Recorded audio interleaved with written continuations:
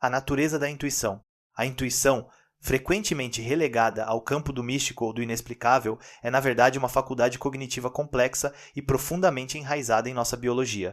Longe de ser um palpite aleatório ou uma voz etérea, ela representa o ápice do processamento de informações do nosso cérebro, uma forma de inteligência que opera abaixo do limiar da consciência. Este sistema, que o neurocientista e autor do livro Francis Eustache explora com profundidade, funciona como um vasto arquivo de experiências, memórias e padrões acumulados ao longo de uma vida inteira. Quando nos deparamos com uma situação nova, o cérebro intuitivo realiza uma varredura ultra rápida desse arquivo, buscando correspondências e analogias com eventos passados. O resultado desse processo não emerge como uma análise lógica e sequencial, mas como um sentimento, uma inclinação ou uma súbita clareza que nos guia para uma decisão ou julgamento. É o reconhecimento instantâneo de um padrão familiar em um mar de caos, a razão pela qual um bombeiro experiente sabe que uma estrutura vai desabar segundos antes de qualquer sinal visível, ou porque um médico consegue diagnosticar uma doença rara a partir de sintomas aparentemente desconexos. Essa faculdade não é mágica, mas sim o resultado de um aprendizado implícito massivo, uma computação neural que acontece em uma velocidade e escala que a mente consciente simplesmente não consegue acompanhar. Compreender a intuição exige que abandonemos a dicotomia simplista entre razão e emoção. O cérebro intuitivo não é o oposto do cérebro analítico, eles são, na verdade, parceiros em um dueto cognitivo constante. A intuição é em si uma forma de processamento de dados, mas seus dados são diferentes. Enquanto o pensamento lógico se baseia em informações explícitas, fatos concretos e regras bem definidas, a intuição lida com o conhecimento tácito, as nuances do contexto, a linguagem corporal, as microexpressões e a miríade de sinais sutis que escapam à nossa percepção consciente. É um sistema que evoluiu para lidar com a complexidade e a incerteza do mundo real, ambientes onde as variáveis são muitas e as informações muitas vezes incompletas ou ambíguas. A emoção, nesse contexto, não é um ruído que atrapalha o processo, mas sim um componente essencial do próprio sinal. Sentimentos como desconforto, confiança ou hesitação são a linguagem através da qual o cérebro intuitivo comunica suas conclusões à consciência. Eles são o resultado final de uma complexa avaliação de risco e recompensa, uma bússola interna que nos orienta em territórios desconhecidos onde a lógica pura seria paralisante. O desenvolvimento dessa capacidade está intrinsecamente ligado à experiência e à exposição. Ninguém nasce com uma intuição apurada sobre o mercado de ações ou sobre a mecânica quântica.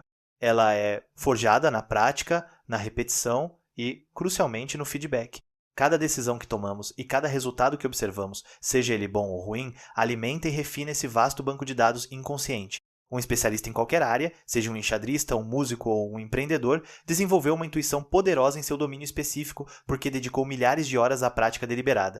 Esse processo cria atalhos neurais, caminhos eficientes que permitem ao cérebro reconhecer configurações complexas de forma quase instantânea. É por isso que a intuição de um novato é, na maioria das vezes, apenas um palpite, enquanto a de um mestre é uma forma sofisticada de expertise. A qualidade da nossa intuição, portanto, não é uma característica fixa, mas uma habilidade que pode ser cultivada através do engajamento profundo e contínuo com um determinado campo de conhecimento ou atividade, transformando o cérebro em uma máquina de reconhecimento de padrões altamente especializada. A beleza e o paradoxo da intuição residem em sua natureza silenciosa. Ela opera nas sombras da mente, entregando suas conclusões sem mostrar o processo de cálculo.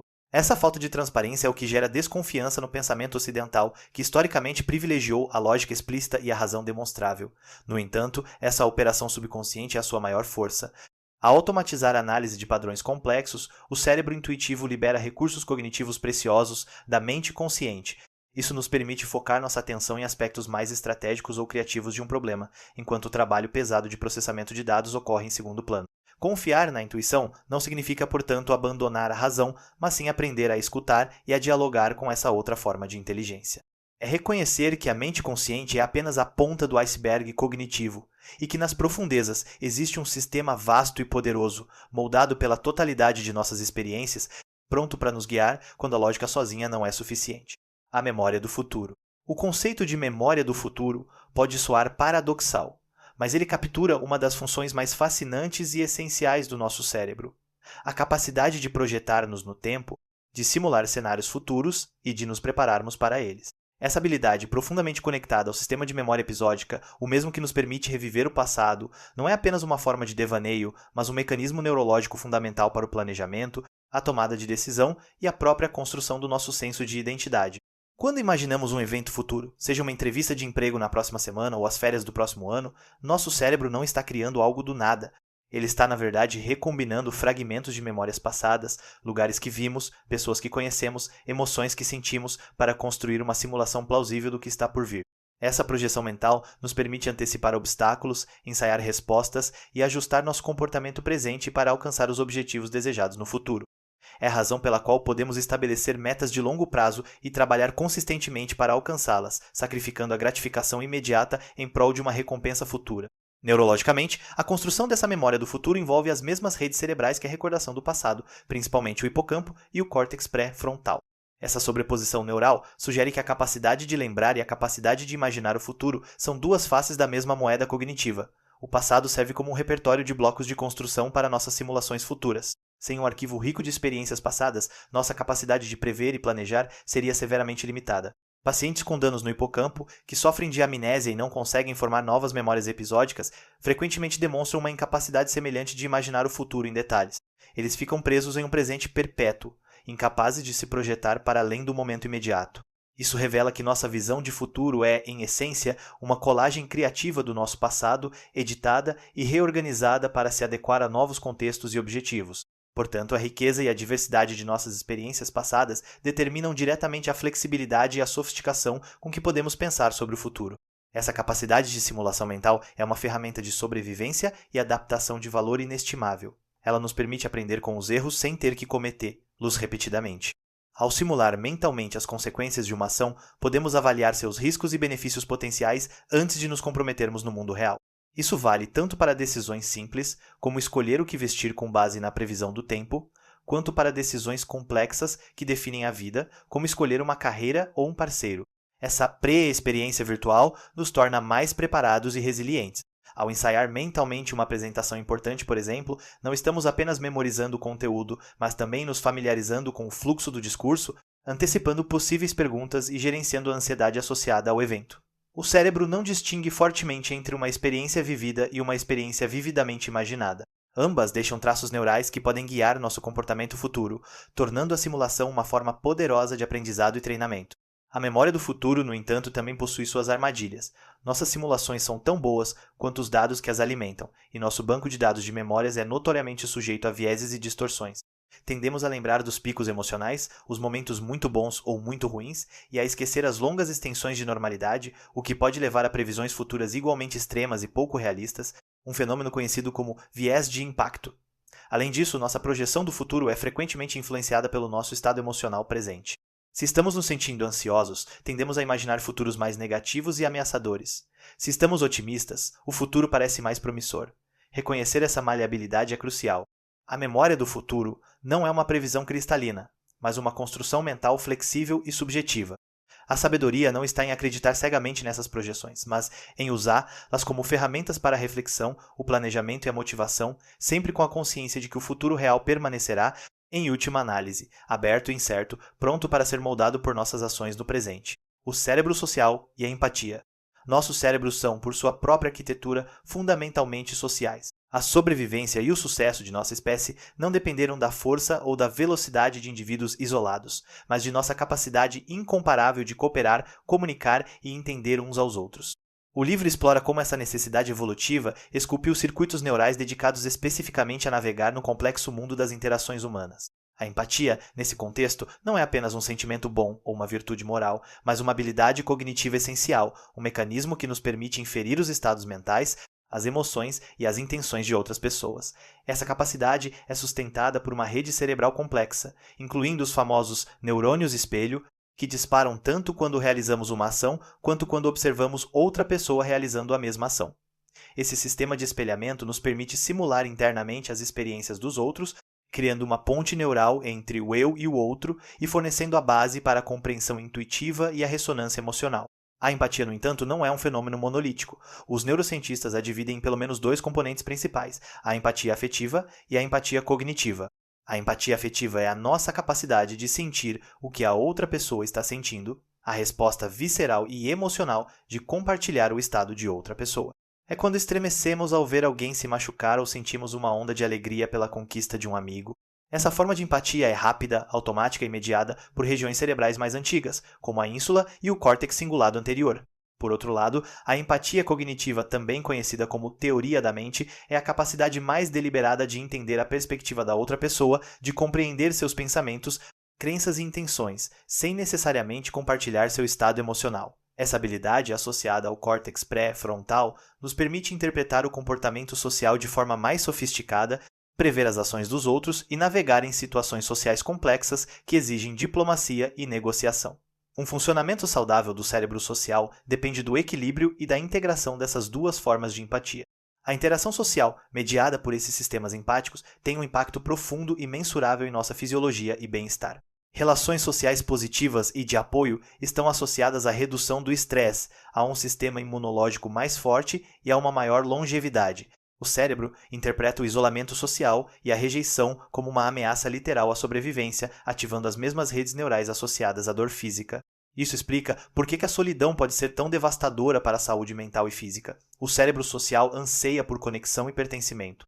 A troca de olhares, o toque, a conversação e o riso compartilhado não são apenas interações agradáveis, são estímulos vitais que regulam nosso sistema nervoso, liberam neuroquímicos, como a ocitocina, o hormônio do vínculo, e reforçam os laços que nos unem. A saúde de nosso cérebro social é, portanto, inseparável da qualidade de nossos relacionamentos. Apesar de ser uma dotação biológica, a empatia não é um recurso ilimitado nem incondicional. Ela é profundamente modulada pelo contexto, pela nossa história pessoal e pelos nossos vieses. É muito mais fácil empatizar com pessoas que percebemos como parte do nosso grupo, seja ele definido por família, nacionalidade, time de futebol ou ideologia política, do que com aquelas que consideramos estranhas ou pertencentes a um grupo externo. O cérebro social, infelizmente, possui um viés de tribalismo embutido. Além disso, a empatia pode ser fatigante. A exposição constante ao sofrimento alheio, como no caso de profissionais de saúde ou socorristas, pode levar ao esgotamento empático ou ao burnout. Portanto, cultivar a empatia de forma sustentável requer consciência e prática. Envolve o esforço deliberado de ampliar nosso círculo de compaixão, de desafiar nossos vieses e de aprender a regular nossa própria resposta emocional para não sermos sobrecarregados pelo sofrimento alheio. É um ato de equilíbrio, usar nossa capacidade inata de conexão para construir pontes, ao mesmo tempo em que protegemos nosso próprio bem-estar para podermos continuar a nos importar. O papel da emoção na decisão. Por séculos, o pensamento ocidental travou uma batalha para separar a razão da emoção, tratando a última como uma influência corruptora e irracional que deveria ser suprimida em favor da lógica fria. A neurociência moderna, como detalhado em O Cérebro Intuitivo, virou essa noção de cabeça para baixo, demonstrando que a emoção não é um obstáculo à boa tomada de decisão, mas um componente indispensável dela. Indivíduos com danos em áreas do cérebro responsáveis pelo processamento emocional, como o córtex pré-frontal ventromedial, mantêm suas capacidades intelectuais intactas. Eles podem raciocinar, calcular e analisar problemas lógicos, mas se tornam catastroficamente incapazes de tomar decisões eficazes na vida real. Eles ficam paralisados diante das escolhas mais simples, como decidir o que comer no almoço, ou tomam decisões consistentemente desvantajosas que arruinam suas finanças e relacionamentos. Essa descoberta reveladora, popularizada pelo trabalho de Antônio Damasio com a hipótese do marcador somático, mostra que as emoções fornecem sinais cruciais que guiam nosso raciocínio, atribuindo valor às diferentes opções e nos ajudando a navegar em um mundo de incertezas. As emoções funcionam como um sistema de sinalização rápido e eficiente, um resumo executivo gerado pelo nosso cérebro inconsciente. Antes que a mente consciente possa analisar logicamente todos os prós e contras de uma situação, o cérebro emocional já realizou uma avaliação preliminar baseada em experiências passadas. Essa avaliação se manifesta como um sentimento visceral ou um marcador somático, uma mudança fisiológica sutil em nosso corpo. Uma opção que no passado levou a resultados negativos pode gerar uma sensação de desconforto ou aperto no estômago, enquanto uma opção associada a recompensas pode provocar um sentimento de tranquilidade ou antecipação positiva. Esses sinais emocionais não ditam nossa decisão final, mas atuam como um filtro essencial, descartando rapidamente as opções perigosas ou desvantajosas e destacando aquelas que merecem uma análise mais aprofundada por parte do nosso cérebro racional. Sem esse filtro emocional, seríamos inundados por uma quantidade paralisante de informações, incapazes de atribuir relevância ou prioridade a qualquer curso de ação. É crucial entender que a influência da emoção não se limita a decisões pessoais ou sociais. Ela permeia até mesmo os domínios que consideramos puramente racionais, como o investimento financeiro ou o diagnóstico médico. O investidor não reage apenas aos números em uma tela, mas também aos sentimentos de medo e ganância que varrem o mercado. Um médico experiente não se baseia apenas nos dados do laboratório, mas também em um sentimento de que algo está errado, uma intuição emocionalmente carregada que o leva a investigar mais a fundo. A sabedoria na tomada de decisão não reside em eliminar a emoção, o que é impossível e indesejável, mas em desenvolver a inteligência emocional. Isso significa aprender a reconhecer, nomear e entender nossas próprias respostas emocionais, distinguindo entre uma intuição genuína baseada em experiência e uma reação impulsiva desencadeada por um viés ou um estado de humor passageiro. A razão e a emoção não são adversárias, mas parceiras em um diálogo contínuo. A melhor decisão emerge quando ambas são ouvidas e integradas. No entanto, a influência emocional também pode nos levar ao erro. Emoções intensas, como raiva, medo extremo ou euforia, podem sequestrar nossos recursos cognitivos, estreitando nosso foco e nos levando a decisões impulsivas e míopes. O medo pode nos fazer superestimar os riscos, levando à paralisia, enquanto a euforia pode nos fazer subestimar os perigos, levando a uma tomada de risco imprudente. Além disso, nosso estado emocional presente pode colorir nossa percepção da realidade e nossa avaliação das opções futuras.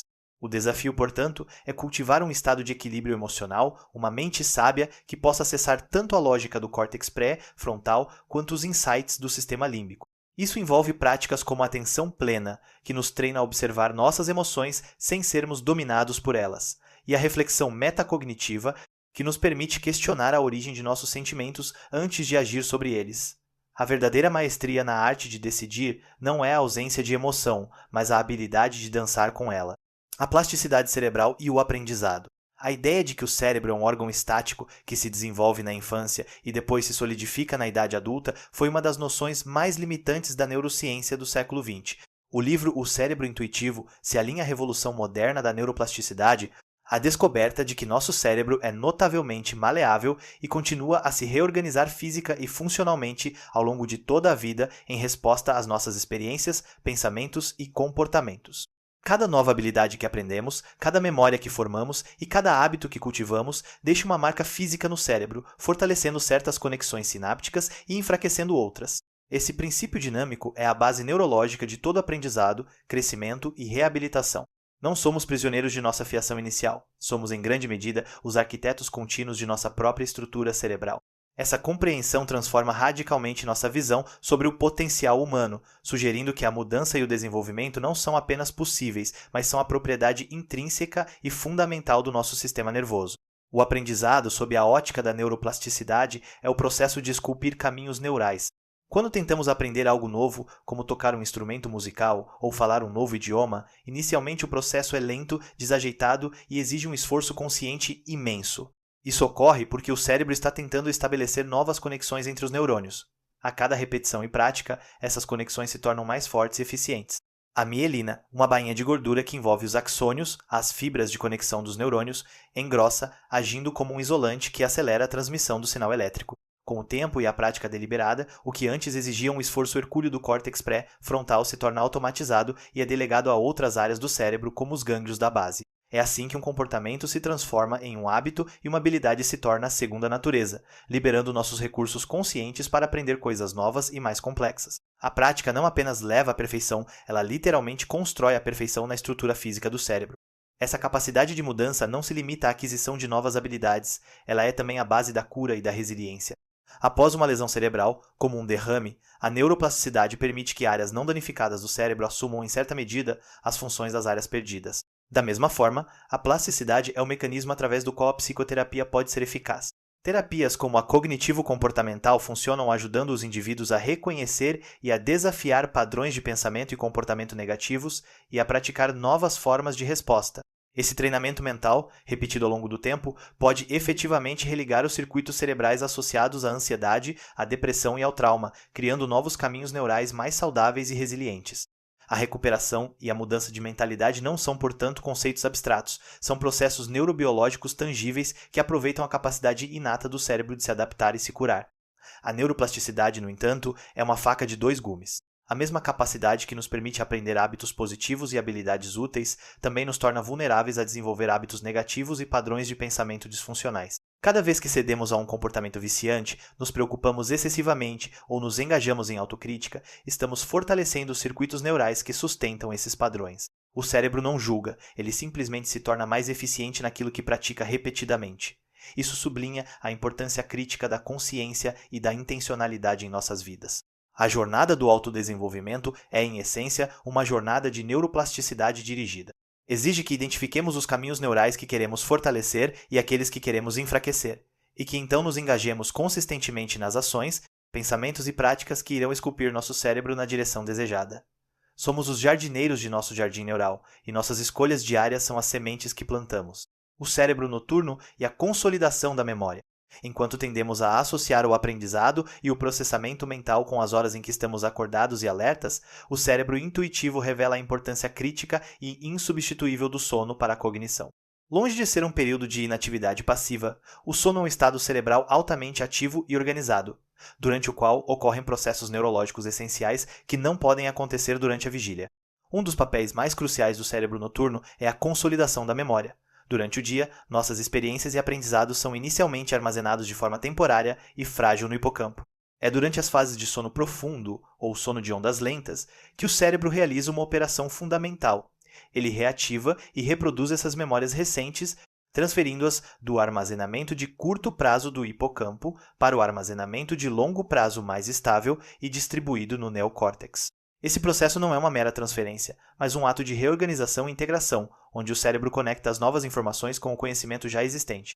As diferentes fases do sono desempenham papéis distintos e complementares nesse processo de consolidação. O sono de ondas lentas, que domina a primeira parte da noite, parece ser crucial para a consolidação de memórias declarativas, os fatos e eventos que podemos conscientemente recordar. É durante esse período que o diálogo entre o hipocampo e o córtex está mais intenso, fortalecendo as conexões sinápticas que representam o novo aprendizado. Por outro lado, o sono REM, movimento rápido dos olhos, mais predominante na segunda metade da noite e famoso por ser o palco da maioria dos nossos sonhos, parece ser fundamental para a consolidação de memórias procedimentais, habilidades motoras e emocionais, bem como para a criatividade. Durante o sono REM, o cérebro parece explorar associações mais remotas e incomuns entre as memórias, podando conexões irrelevantes e fortalecendo as mais significativas, o que pode levar a insights súbitos e soluções criativas para problemas que nos intrigavam durante o dia. A arquitetura do sono é, portanto, uma sinfonia finamente orquestrada para otimizar o aprendizado e a memória. A privação de sono, mesmo que parcial, sabota diretamente esses processos vitais. Quando não dormimos o suficiente, o hipocampo fica sobrecarregado e perde sua capacidade de absorver novas informações, o que prejudica severamente nossa capacidade de aprender coisas novas no dia seguinte. Mais importante, as memórias que já foram formadas não passam pelo processo de consolidação adequado. Elas permanecem frágeis, suscetíveis ao esquecimento e não são devidamente integradas ao nosso banco de dados de conhecimento de longo prazo. É por isso que passar a noite em claro, estudando para uma prova, é uma estratégia tão contraproducente. Podemos até conseguir reter algumas informações para o curto prazo, mas elas serão rapidamente esquecidas, e a capacidade de aplicar esse conhecimento de forma flexível e inteligente será drasticamente reduzida. O sono não é um luxo que pode ser sacrificado em nome da produtividade. É uma necessidade biológica, não negociável, para a função cerebral ideal, a consolidação da memória e o próprio alicerce do aprendizado. Além da consolidação, o sono também desempenha um papel vital de limpeza e manutenção cerebral. Durante a vigília, a atividade neural gera subprodutos metabólicos que se acumulam no cérebro, incluindo a beta-amiloide, uma proteína associada à doença de Alzheimer. Pesquisas recentes revelaram a existência do sistema linfático, um mecanismo de limpeza que se torna muito mais ativo durante o sono. Durante o sono profundo, as células cerebrais encolhem ligeiramente, permitindo que o líquido cefalorraquidiano flua mais livremente pelo tecido cerebral, lavando e removendo essas toxinas acumuladas. Portanto, o sono funciona como uma lavagem noturna que restaura a saúde e a funcionalidade do cérebro. Ignorar a necessidade de sono é como deixar o lixo se acumular em nossa casa neural, o que a longo prazo não só prejudica a cognição e a memória, mas também aumenta o risco de doenças neurodegenerativas. O cérebro noturno é o zelador silencioso de nossa mente, e honrar seu trabalho é essencial para uma vida mental saudável e vibrante. Os vieses cognitivos e os limites da intuição. Embora a intuição seja uma ferramenta cognitiva poderosa, ela está longe de ser infalível. O mesmo sistema de processamento rápido e reconhecimento de padrões que nos permite tomar decisões eficientes é também a fonte de erros sistemáticos de pensamento conhecidos como vieses cognitivos. Esses vieses não são falhas aleatórias, mas atalhos mentais, heurísticas, que, embora úteis na maioria das vezes, podem nos levar a conclusões ilógicas e julgamentos distorcidos em situações específicas. O livro O Cérebro Intuitivo nos adverte contra a romantização da intuição, enfatizando a necessidade de compreendermos suas limitações e armadilhas. Um dos vieses mais proeminentes é o viés de confirmação, nossa tendência inata de buscar, interpretar e lembrar de informações que confirmam nossas crenças pré-existentes, enquanto ignoramos ou desacreditamos ativamente as informações que as contradizem. Esse viés cria câmaras de eco em nossas mentes, tornando-nos excessivamente confiantes em nossas próprias conclusões e resistentes a novas evidências, o que representa um obstáculo fundamental ao aprendizado genuíno e ao pensamento crítico. Outra armadilha significativa do pensamento intuitivo é a heurística da disponibilidade. Nossas mentes tendem a julgar a frequência ou a probabilidade de um evento com base na facilidade com que conseguimos lembrar de exemplos dele. Eventos que são recentes, emocionalmente carregados ou vividamente retratados na mídia, como ataques terroristas ou acidentes de avião, parecem mais prováveis do que realmente são, simplesmente porque estão mais disponíveis em nossa memória. Isso pode levar a uma percepção de risco completamente distorcida, fazendo com que nos preocupemos excessivamente com ameaças raras e espetaculares, enquanto negligenciamos perigos muito mais comuns e estatisticamente significativos, como doenças cardíacas ou acidentes de trânsito. Nossa intuição, nesse caso, não reflete a realidade estatística, mas sim o drama e a saliência de nossas memórias, o que pode levar a decisões irracionais, tanto em nível pessoal quanto social. O cérebro intuitivo também é suscetível ao efeito de ancoragem, onde nossa decisão é desproporcionalmente influenciada pela primeira informação que recebemos sobre um tópico, a âncora. Em uma negociação, o primeiro preço oferecido, mesmo que absurdo, estabelece um ponto de referência que influencia todas as contrapropostas subsequentes. Da mesma forma, o diagnóstico inicial que um médico considera pode ancorar seu pensamento, tornando-o menos propenso a considerar outras possibilidades, mesmo que novas evidências surjam. Relacionado a isso está o efeito de enquadramento, que mostra como a mesma informação pode levar a conclusões diferentes dependendo de como é apresentada. Uma cirurgia descrita como tendo 90% de taxa de sucesso parece muito mais atraente do que uma com 10% de taxa de mortalidade, embora a informação seja estatisticamente idêntica. Esses vieses demonstram que nossa intuição não opera num vácuo de pura lógica, ela é profundamente influenciada pelo contexto e pela apresentação da informação. A consciência desses vieses não nos torna imunes a eles, mas é o primeiro passo indispensável para mitigar seu impacto. A sabedoria não está em descartar a intuição, mas em cultivá-la e, ao mesmo tempo, saber quando desconfiar dela. Isso requer o desenvolvimento da metacognição, a habilidade de pensar sobre o nosso próprio pensamento. Envolve fazer uma pausa antes de tomar uma decisão importante e perguntar a si mesmo: estou sendo influenciado pelo viés de confirmação? Estou baseando meu julgamento na heurística da disponibilidade? Qual é a âncora que está influenciando o meu raciocínio? A melhor abordagem é aquela que integra o melhor dos dois mundos cognitivos, usar a intuição para gerar hipóteses e ideias rápidas, mas depois usar o pensamento lento, analítico e deliberado para testar, verificar e refinar essas intuições. A verdadeira inteligência não reside nem na lógica pura nem na intuição desenfreada, mas na dança sinérgica e autoconsciente entre as duas.